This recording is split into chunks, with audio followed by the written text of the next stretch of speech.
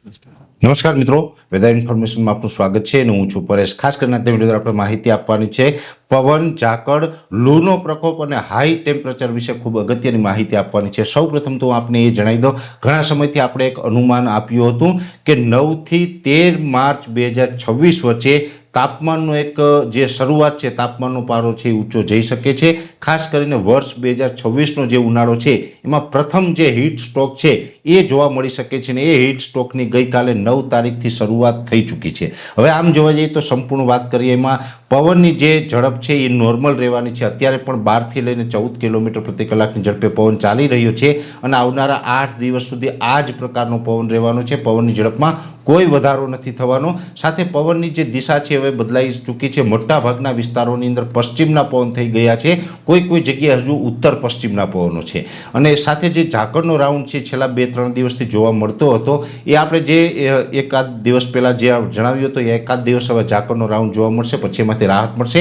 એ જ મુજબ હવે આજથી ઝાકળમાંથી આપણે રાહત મળી ચૂકી છે અને હમણાં નજીકના સમયમાં કોઈ મોટો ઝાકળનો રાઉન્ડ છે એ નહીં આવે અને હમણાં વાતાવરણ છે એ સૂકું રહેવાનું છે। બીજા નંબરની અંદર તાપમાન છે એ હવે આપણે ધીમે ધીમે ઉચકાયું છે અને આ તાપમાન છે 13 તારીખ સુધી ઊંચું રહેશે। જેવી રીતે જોવા જઈએ તો 9 તારીખથી આ તાપમાનમાં વધારો થયો છે, જેમાં ખાસ કરીને ગઈકાલે 9 તારીખ અને આજે 10 તારીખ એમ સતત 2 દિવસ સુધી રાજ્યના અનેક વિસ્તારની અંદર તાપમાન છે એ લગભગ 36થી 38 ડિગ્રીની રેન્જમાં જોવા મળ્યું અને આઇસોલેટેડ વિસ્તારમાં તાપમાન છે 40 અને 41 ડિગ્રી પણ નોંધાયું છે અને એ પણ આપણે વાત કરી હતી કે મોટાભાગના વિસ્તારની અંદર તાપમાન છે 38 ડિગ્રી સુધી જોવા મળશે અને આઇસોલેટેડ વિસ્તારમાં 40 અથવા તો 40 પ્લસ થઈ શકે છે।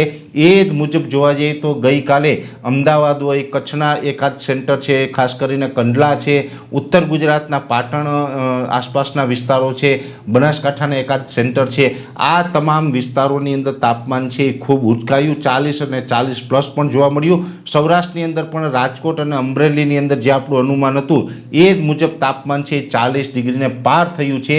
હવે આ 2 દિવસ આપણે સતત 40-41 ડિગ્રી તાપમાન જોવા મળ્યું। આવતીકાલે 11 તારીખે પણ રાજ્યના મોટાભાગના વિસ્તારની અંદર તાપમાન છે 36થી 38 ડિગ્રીની રેન્જમાં જોવા મળશે અને આઇસોલેટેડ વિસ્તારમાં તાપમાન 40-41 ડિગ્રી રહી શકે છે। એટલે આવતીકાલે 11 તારીખે એટલે 11 માર્ચ 2026ના રોજ પણ તાપમાન અત્યારે જે રીતે જોવા મળી રહ્યું છે એ રીતે યથાવત રહેવાનું છે।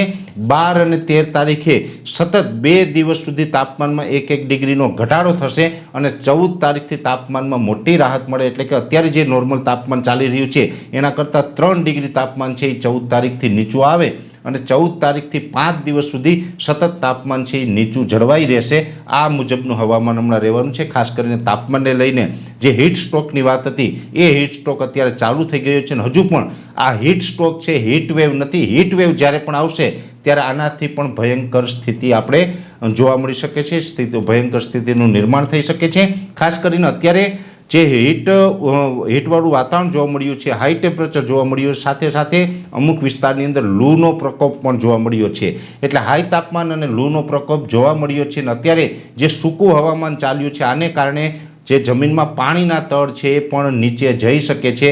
એટલે હવે જે કૂવા અને બોરની અંદર આપણે વાડીની અંદર ખેતીનું જે પાણી છે એ ઝડપથી ઘટવા માંડે, ઝડપથી પાણીનું તળ છે એ નીચું જાય તેવી પણ શક્યતા છે, તેવું પણ હવામાન થઈ રહ્યું છે અને હમણાં 13 તારીખ સુધી આપણે હાઈ ટેમ્પરેચરનો સામનો કરવો પડશે।